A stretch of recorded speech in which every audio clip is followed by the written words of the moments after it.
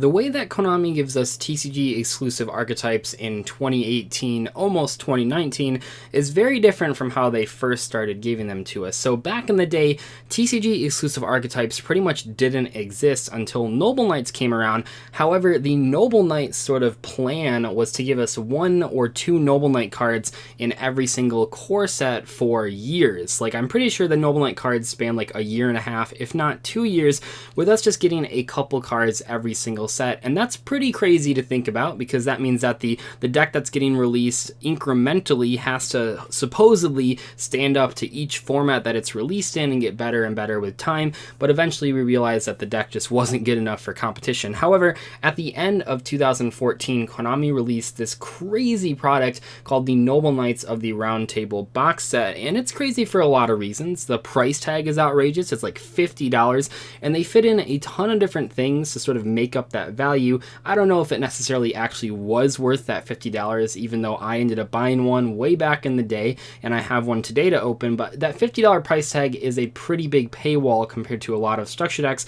But some of the things that they gave us sort of made up for that. They gave us a full-size mat, which is something you don't really see in any official Konami products besides prize support. That's pretty crazy. They gave you a fully holographic deck. Now, the holographic technology they used was Platinum Rare, which Konami was really excited about, but I think everyone kind of agreed was really bad looking, and you'll kind of see that in this video. It's a sort of a weird rarity that they've never fully replicated to look exactly like it has in this box. This is the only box you can get cards that look exactly like this. There's been Platinum Gold rares and Platinum Secret rares, but not quite like the Platinum rares from this set, but we'll get to that in a minute. So that's kind of crazy. It had a Powerup Pack, which had competitive cards, which is kind of unheard of for structure decks, and also it had 70 sleeves, which is really wild.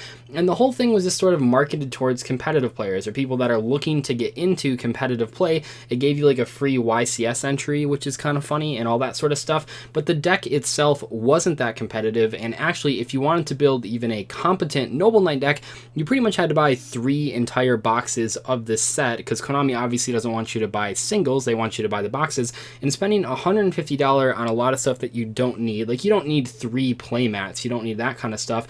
Seemed a bit outrageous and not worth the price tag, because once you get up to that $150 price range, I mean, that's a lot to ask of someone that's just trying to start out in competitive Yu-Gi-Oh! When they could have spent that money on a much better deck. But in today's video, I wanted to take a look at it, open it, and see if it actually stands the test of time, or if it's just as bad as I remember. So without further ado, let's jump right in. One thing that you'll probably notice if you ever go ahead and purchase one of these boxes for some reason, even though they're kind of overpriced, is that it's actually huge. I mean, this thing is barely taking out, I mean, it's taking the entire frame. I had to like zoom out the camera a lot and get a bigger tripod, all that kind of stuff. I mean, this thing is huge. It's way bigger than it actually needs to be. They probably could have condensed this a lot. But you can see here just on the front, we have the 3 new Noble Knight cards. We'll get to those in a second. Then we have the free Ycs entry, which I'm not sure if it's still good. I'll have to read the back and see if I technically can still use it 5 years later. And then also we have the Noble Knight sleeves. But we'll go ahead and open this. And like I said, I actually, way back in 2014, when I was just starting out college, I actually purchased 3 copies of these. So you have these 3 cards just by themselves. These were the 3 new cards, and this kind of gives you your first look at the Platinum Rarity. So the idea behind these, now I'm not going to say if this necessarily worked, I mean obviously it didn't. The idea was that when you looked at it, it looked like that, where like you can see the card, you can read it and stuff, but when your opponent looked at it, it looked like that. Well, actually no, wait a second. It's when you look at it, it's supposed to be like this, where you can't see anything except the text box, because they were like, oh, of course the duelists, they want to see a text box. But when your opponent looks at it, they just are blinded by the rarity. But what actually ends up happening is it almost always just looks like this when it's in his sleeve, unless you look at it at the perfect angle, which means it just kind of looks brown, and gosh, it's just gross. I hope the camera is kind of showing that. It's rough because when I do this, it doesn't actually look that bad. I mean, looks a little darker, but almost all the time it's going to look like this, which is just not very appealing. It's almost like they put like a dark glaze over top of it. But yeah, these were the 3 new Noble Knight cards that they gave you for this. They pretty much have every Noble Knight card in existence except the Noble Knight Brothers, which has since been reprinted. But other than Noble Knight Brothers, pretty much all of the Noble Knight cards were in this, which is kind of cool. But yeah, Merlin's obviously really good. It's the Lone Fire for the deck. The last chapter is kind of like a Monster Reborn, which is cool. And then the last card, I mean, this guy's not that great. But those were the 3 new cards there, so we'll put those to the side for a second. And then we have the free YCS entry, which is, once again, this kind of shows that they were really just trying to push competitive players. Like, this is the competitive players structure deck, but it ended up just being way too expensive. Oh, nope, card expires May 31st, 2015.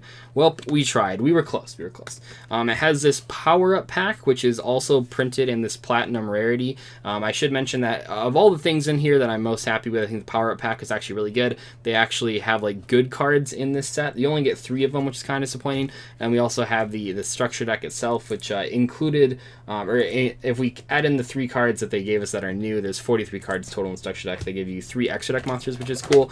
And then we have the sleeves, the good old sleeves here. That's like the normal like field spell artwork. It's pretty cool. Yeah, Konami sleeves are just not very good. If you ever use these in real tournaments, like they pretty much are tearing by the 3rd round, if they even make it that far.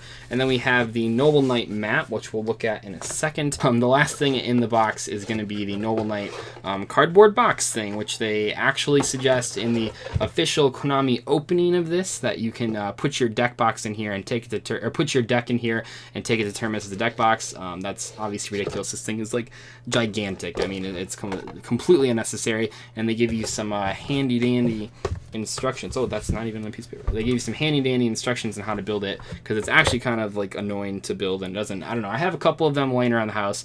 They're not that great, but let's actually switch angles here and put the mat on display so you guys can see that. All right, now that we switched over to this mat that it comes with, you can kind of see what it looks like. I actually think it's pretty cool. It shows a lot of the best Noble Knight monsters. We have Merlin, we have Madraw, all those sorts of cards. It's not the best mat in the world, and it certainly is a little frustrating that it doesn't have monster card zones. I think a lot of times when people think of current Yu-Gi-Oh mats that they want to play on, people really want monster zones, which is a lot different from, I guess, when this was released, when people really didn't care about that kind of stuff. But it definitely looks really good. I don't know if it really has sort of grown out of that scrub mat mentality where like it's the free mat they give you, but I don't think it's like the worst thing in the world, especially compared to back when it was first released, when it really was just like the cheapest mat on the market. Anyway, though, I have everything kind of displayed here. We can just go ahead and open the actual structure deck and kind of see what Konami gave us. And wow, that's actually a little easier to open than current structure decks. So first they give you 3 extra deck monsters. You can see here that we have the Synchro and then both of the Exceeds. So we have the rank 4 and the rank 5 monster.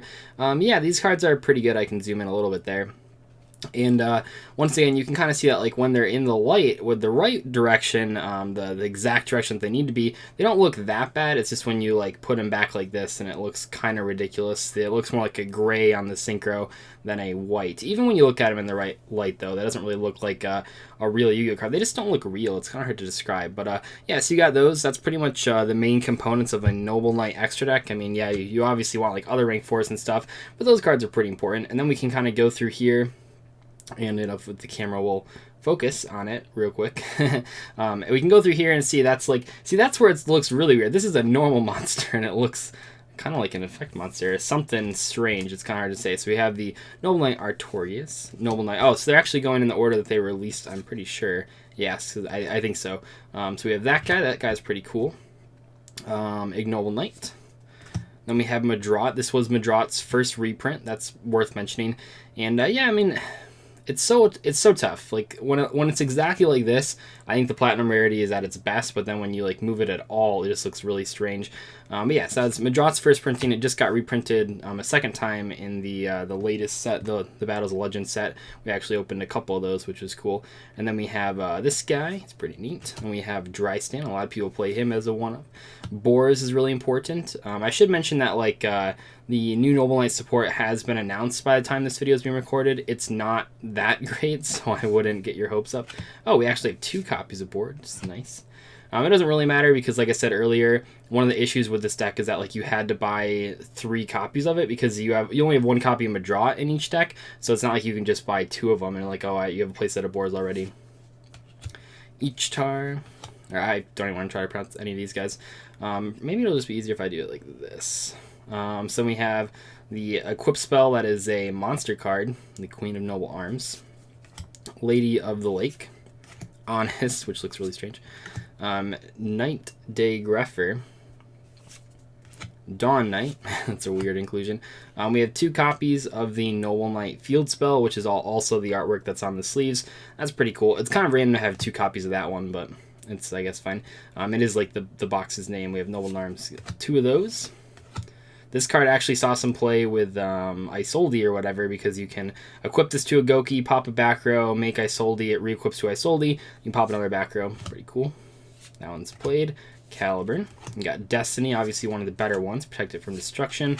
Excaliburn, probably the best one, although, I don't know, I always tell people, if you want to play around Noble Knights, all you gotta remember is that Excaliburn is the only Noble Knight equip spell that doesn't re-equip, so if you kill this one, then you're free to get rid of the Exceed monster, and all the other ones just go to the grave. Dark Hole. Swords, kind of weird, but I get it. Rhoda, obviously. Book of Moon, Foolish Burial, that's good. See, like, there's some nice reprints in here compared to a lot of structure decks, especially the ones that are coming out around this time. Swords at Dawn. And then for traps, we got Avalon, Call the Haunted, Malevolent Catastrophe, D-Prison, which actually was, maybe at this point it had just been Power Creep, but for the most part, D-Prison actually was played for a long time, so I can see that. And then lastly, we have a copy of Solemn Warning. So that's it for the actual deck there, and then you add these 3 cards. So with all that stuff, you do have a, I don't know, it's not like the best deck. I'd say, like, compared to modern structure decks, it's not really that much better. And it probably is even worse than just picking up 1 copy of the Dinosaur structure deck, but it's not terrible, and they certainly have some 2-ofs of useful cards. And then the last thing in this thing is the Powerup Pack, which I kind of mentioned earlier. So I can't remember exactly, not for individual resale. Let's see, does it say? No. I was trying to figure out how many cards are actually in this set. I think it's like 20 or something. It doesn't say. So there's like, I think it's around 20 possible cards, and they're all like kind of competitively viable, which you'll see here. We got Torrential Tribute, and this is kind of a way to give like players a taste of what it's like opening packs to add to their deck. But the good news is that with the Powerup Pack, like I said, I think it's really well designed, because all the cards are, I think you could certainly put in this deck, like Torrential Tribute, MST, really good. And Compulse, yeah, like all 3 of those cards, and plenty of cards. There's like a Veiler in there, which is obviously still really good. But all the cards in the Powerup Pack are competitively viable, especially in 2014. So you could very easily add these to your deck and take out some of the worst cards, namely like Avalon, Swords at Dawn, and Release Restraint Wave. Like, these cards are obviously not that great. So then you have 3 good cards to add. That's kind of cool. If you bought 3 of these, like I wasted my money on, then you can you actually would have 9 of the Powerup Pack cards, and there's like some good stuff in there. So you actually could have a fairly competent deck compared to what you would normally get out of a structure deck from 2014. And that's pretty much everything. I can show you the sleeves, a little bit of a close-up, but it's literally just artwork on the field spell, which is kind of cool, but obviously not like the greatest sleeves in the world.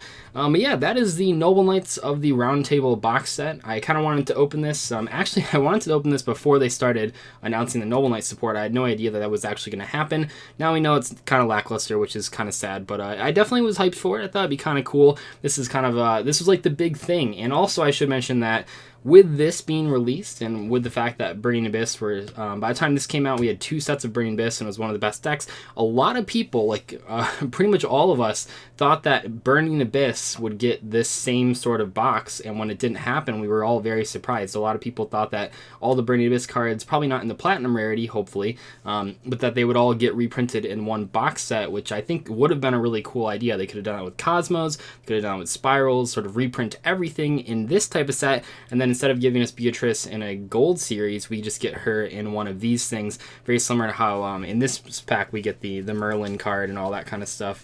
We have Merlin last chapter and this guy. That would have been kind of cool, but then obviously that didn't happen. But anyway, hopefully you guys enjoyed this opening. I really do think it's like the strangest Konami product. Let me know what you thought of it. If there's any other weird product openings that you want me to do that you don't want to buy because they're way too expensive and hard to find, just let me know. I'll consider it for another video. But I will see you guys later. Bye.